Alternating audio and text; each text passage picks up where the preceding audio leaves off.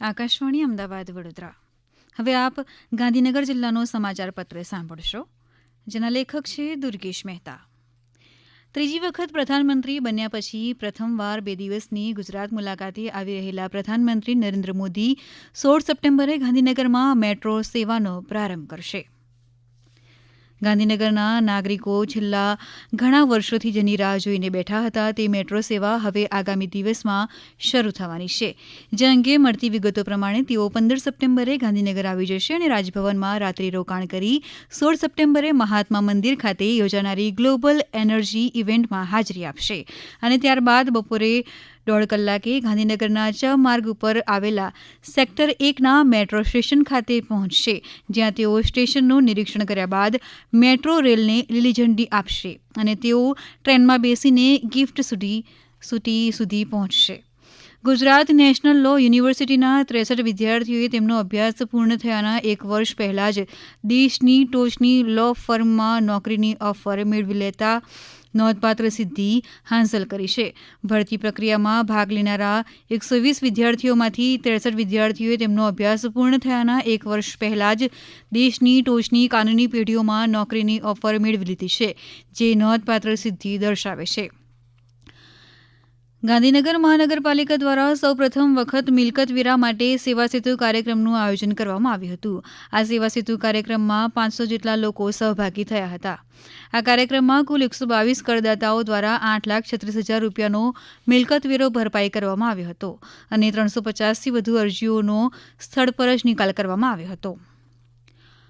મહાનગરપાલિકાની આરોગ્ય વિભાગની ટીમે પ્રવર્તમાન ચોમાસાની સિઝનને ધ્યાને લઈને વિવિધ વિસ્તારોમાં વાહકજન્ય રોગો મેલેરિયા, ડેન્ગ્યુ, ચિકનગુનિયાના ફેલાવાને અટકાવવા સઘન સર્વેલન્સ હાથ ધર્યું છે.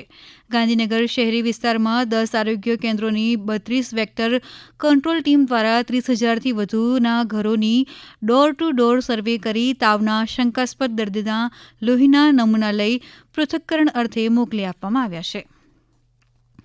અત્યાર સુધી મોટાભાગની જગ્યાઓમાં આઉટસોર્સિંગ કર્મચારીઓની સેવા લેતા મહાનગરપાલિકા દ્વારા હવે મહત્વની જગ્યાઓ પર ભરતી પ્રક્રિયા હાથ ધરવામાં આવી છે, જેમાં વર્ગ 2 અને વર્ગ 3ની વિવિધ સંવર્ગની 53 જેટલી જગ્યાઓની ભરતી માટે ગુજરાત જાહેર સેવા આયોગ જીપીએસસી દ્વારા જાહેરાત બહાર પાડવામાં આવી છે.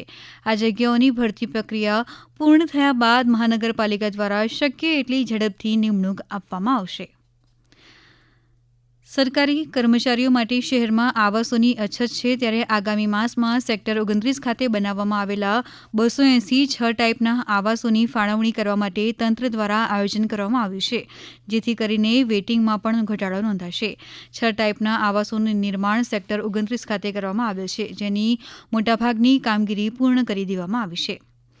ગ્રામ્ય વિસ્તારોની પાયાગત સુવિધાને લઈને સર્જાતા પ્રશ્નોના નિવારણ માટે તંત્ર દ્વારા રાજ્ય સેવક તમારા ગામે અભિયાન શરૂ કરવામાં આવ્યું છે, જે અંતર્ગત કલેક્ટર મેહુલ દવેએ ગાંધીનગર તાલુકાના મોટી આદરજ ગામની મુલાકાત લીધી હતી. ગ્રામજનો દ્વારા વિકાસ સંબંધિત પ્રશ્નોની રજૂઆત કલેક્ટર સમક્ષ કરવામાં આવી હતી. ચોમાસા દરમિયાન રસીકરણ ન થતું હોવાની ફરિયાદને પગલે કલેક્ટરે પશુપાલન અધિકારીને સૂચના આપીને સ્થળ પર જ નિરાકરણ લાવ્યા હતા.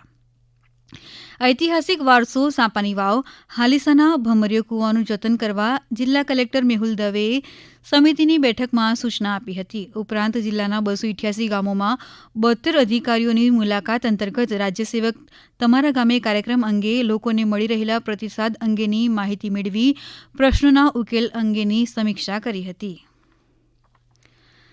સ્થાનિક લોકસભાની ચૂંટણીને ધ્યાનમાં રાખીને ગાંધીનગરના ટાઉન હોલ ખાતે પ્રદેશ ભાજપ પ્રમુખ અને કેન્દ્રીય જળશક્તિ મંત્રી સી.આર. પાટીલની અધ્યક્ષતામાં સદસ્યતા અભિયાન અંતર્ગત કાર્યશાળા યોજવામાં આવી હતી. આ કાર્યશાળામાં સદસ્યતા અભિયાનને સફળ બનાવવા માટે વિવિધ નેતાઓને જવાબદારી અપાઈ હતી. હમણાં ચાપે ગાંધીનગર જિલ્લાનો સમાચાર પત્ર સાંભળ્યો, જેના લેખક હતા દુર્ગેશ મહેતા. આ પ્રસારણ આકાશવાણીના અમદાવાદ વડોદરા કેન્દ્ર પરથી કરવામાં આવ્યું.